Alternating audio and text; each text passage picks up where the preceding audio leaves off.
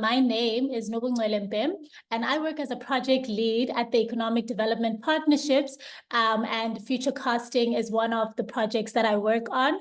So we are wanting to cultivate a dynamic platform for futures thinking and strategic dialogue, empowering communities, governments, and businesses to proactively and collaboratively prepare for an ever-changing future. Kalnisha is a founding director from KD Strategies, and she will also be sharing with us some of the interesting work that she is doing within her space. So Kalnisha, I'll just hand it over to you. Hi, everyone. Thanks for including me on this interesting panel. I must say that our work isn't as sexy as the previous speakers, so I think everyone will just bear with me a little bit.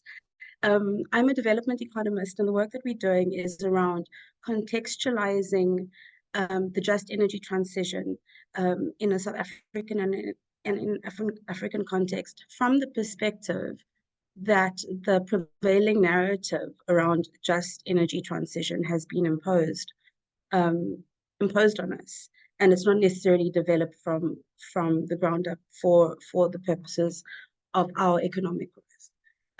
We do some really interesting work with utility scale IPPs around developing their local economic development strategies aligned with the REAP, and also advising some governments across Africa on integrating or developing their integrated resource planning and energy expansion strategies, with the understanding that obviously there are a few fundamental drivers that enable economic growth and development.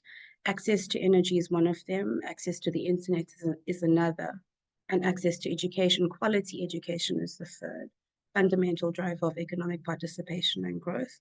And those are the three key challenges that we still face, both in South Africa, but also as a continent. If you consider the fact that somewhere between 600 million and 700 million people on this continent have never had access to electricity, and therefore have never had access to, or ubiquitous access to the internet, and therefore quality education is compromised across this continent. And I think it's important for us to have those difficult conversations, because as much as we think about skilling a workforce, or even just engaging a workforce, we must acknowledge the speed bumps that are embedded in our economic systems. And it's from that perspective, I think, that I've prepared this presentation, because we've been doing a lot of work in terms of thinking around the Just Energy Transition Implementation Plan, the Just Energy Transition Investment Plans, because we also acknowledge, and we must acknowledge, that as South Africans, we have beautiful plans and strategies. I mean, some of the best in the world, right? We're very, very, very good at designing plans. And we're also very, very good at celebrating our wins, but we're not that good at reflecting on our losses, on our failures, and reflecting on what could be done better. And that is a fundamental downfall for any economic system, because if we build on the cracks, or we build on a compromised foundation, everything's going to crack.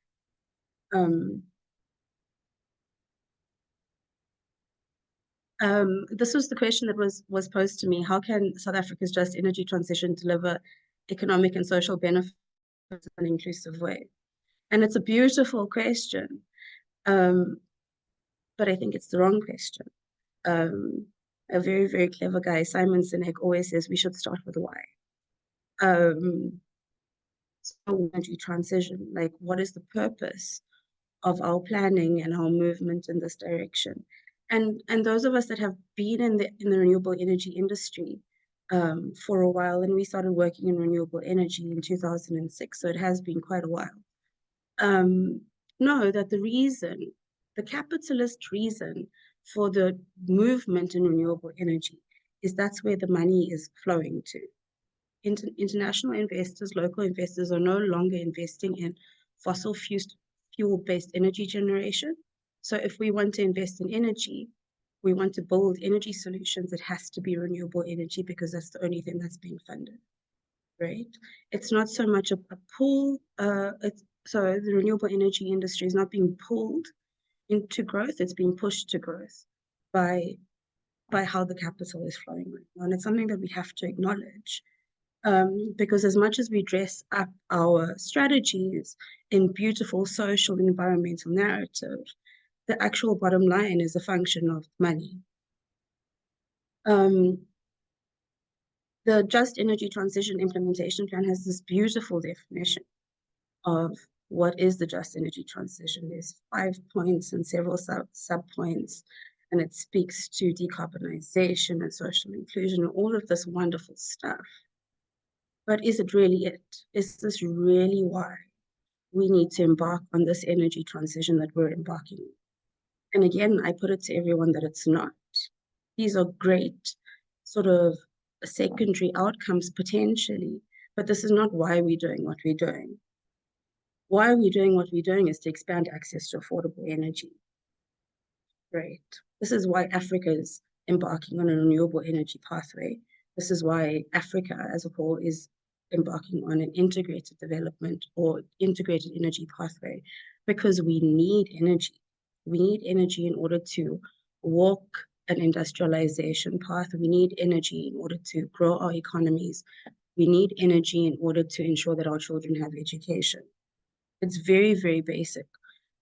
Our why is very, very basic. We need to enable our economic growth, and we need to unlock these key economic pillars in order to do so. So as much as we can talk the decarbonization narrative from a marketing perspective in order to attract the capital providers, I think we also need to be very, very authentic in our why, because this gives us purpose in terms of forward momentum, to remember why we're doing what we're doing. And once we've answered the why question, I think we can then go ahead and answer the how.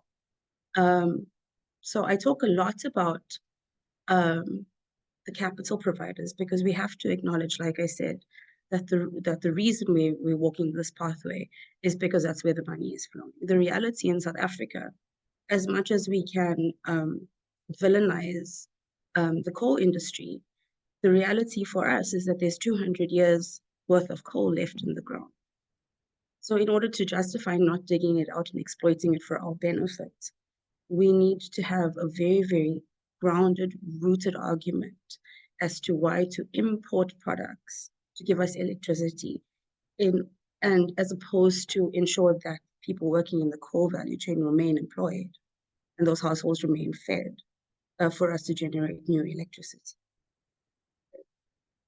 It's not a sexy argument, like I said, but it is kind of the truth. Right?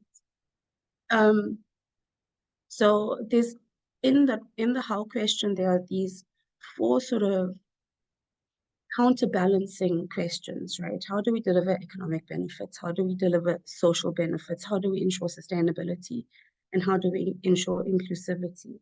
And if you model these things out in a sort of econometric model, you'll see that they counterbalance each other, right? So it's difficult to ensure economic benefits and also ensure social benefits. Because if you're imposing like in REAP, in the Renewable Energy Independent Power Producers Program, there are economic development obligations. Every IPP is required to spend 1% or 2% of their revenue generated on community development. All right. So it sounds great, but it compromises the company's profitability, which means it compromises their going concern. By taking money off the top line, you're reducing the bottom line. And so that speaks to delivering social benefits and delivering sustainability, and possibly also inclusivity, as your ability to deliver economic benefits for that organization. And that's also something that as South Africans, because the transformative and development narratives is embedded in all of our industrial policy. I'm not saying it's a bad thing, but it's embedded, right? And we have to acknowledge that by driving the social narrative and the developmental narrative, we are fundamentally compromising our ability to deliver an economic narrative, right? And again, I'm not saying that that's a bad thing, but we have to acknowledge it. And it's an acknowledgement that we haven't made. So it seems like we're selling a narrative that come work in South Africa, You can make some money, you can, deliver good, you can save Africa. But that's not practically the case. Like it's not a balanced equation. Um, but I mean, there is an answer to this question. The biggest how in terms of enabling the just energy transition, enabling increased investment in the renewable energy value chain, is by facilitating equitable access to capital. So the challenge we have is that this renewable energy industry is being built in this country over the last decade, but our financial systems have not adequately shifted or innovated or pivoted in order to meet the requirements of this new different kind of product and industry that's being embedded in our economic system. And I'll give you an example. Utility scale renewable energy is a fundamentally de-risked investment all across the world, right? It's a long-term investment, at least 25 years. And financiers typically distribute concessionary capital to projects like this in the rest of the world. But in Africa and in the other emerging markets, we are considered risky investments, right? So financiers require premium returns for their investments here. So what does that mean? It means that investment in South Africa, when an international investor invests in Africa or in South Africa, they require a higher than market return. What does that do to the cost of the project?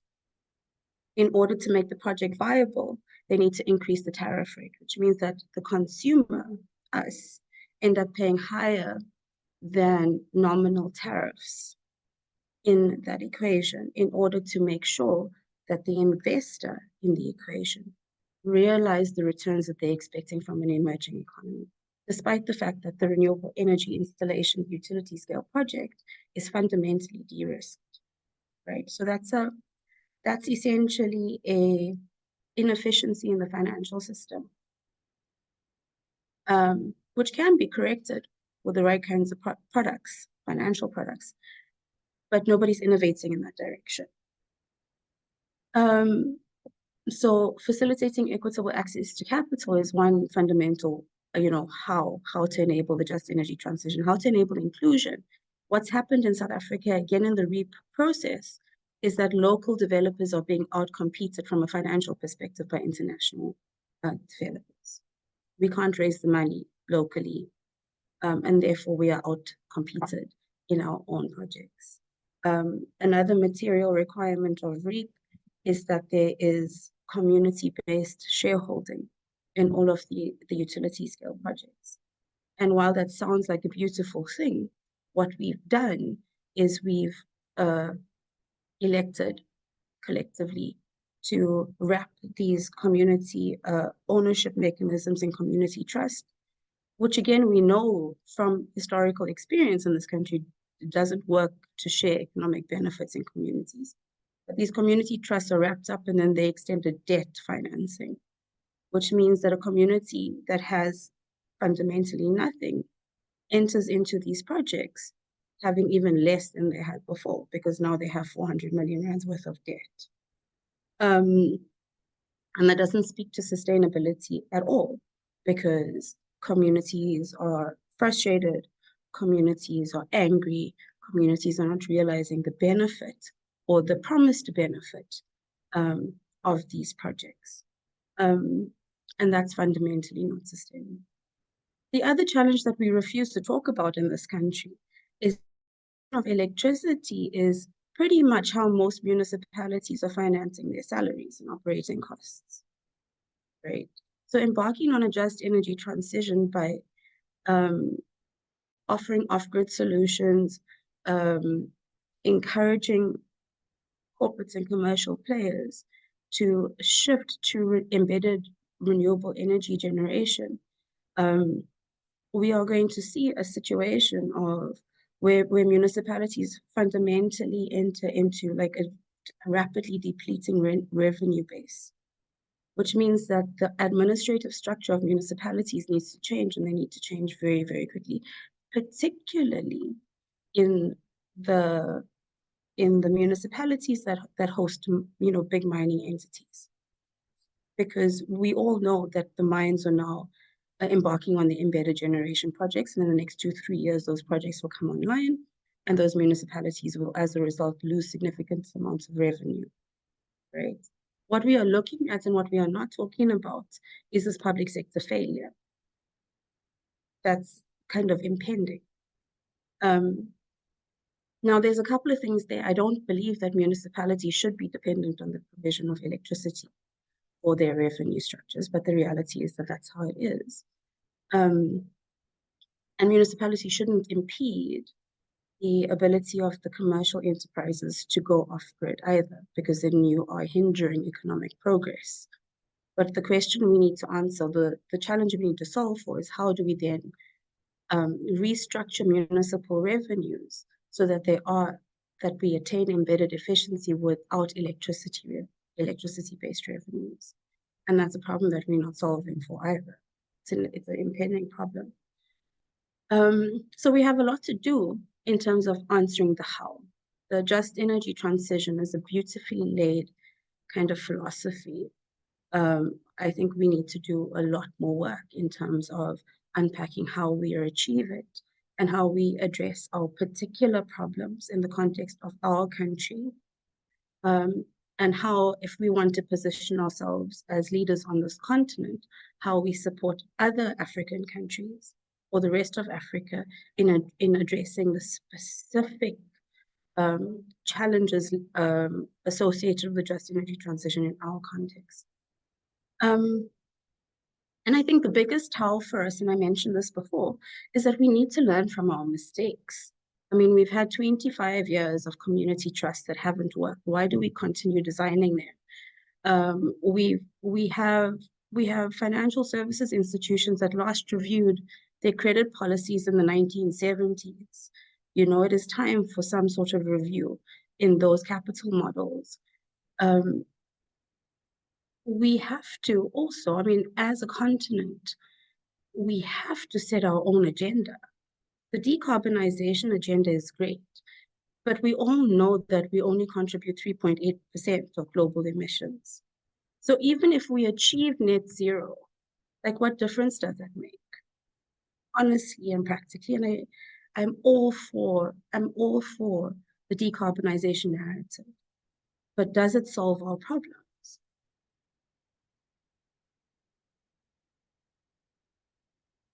And then the final comment I want to make is like, so once we've solved for why we want to do this or why we're doing it, and we've answered the how question, so how are we going to achieve it? The last question to kind of ask is what do we measure? So how do we know that we've succeeded? And again, I feel like the pathway that we're on is fair, but it's not necessarily answering the right question, because right now we're measuring greenhouse gas emissions. Right now, we're measuring our carbon offset. We're measuring the reduction of our 3.8 contribution. We're also measuring from a social perspective, community garden, school painted, shoes donated. The combination of those elements doesn't necessarily speak to whether we're achieving success in terms of achieving our goals towards expanding energy access, expanding affordable energy access, and shifting our economic narrative in a direction, in a more positive, more sustainable direction, right? So the suggestion is we need to start measuring the things that are difficult to measure. We need to start forcing ourselves to plan for and execute plans that are difficult to execute. We need to talk about households electrified. We need to talk about our improved manufacturing and education capabilities. We need to talk about improved education levels, economic development, municipal efficiency, financial models. We need to have these difficult conversations. We need to give ourselves and I think that's the only way we're going to achieve an energy transition that is foundationally just, by fixing some of the cracks in the foundation and then building this house and building the ship that we're all going to be sailing on. And that's essentially it for me. Thank you.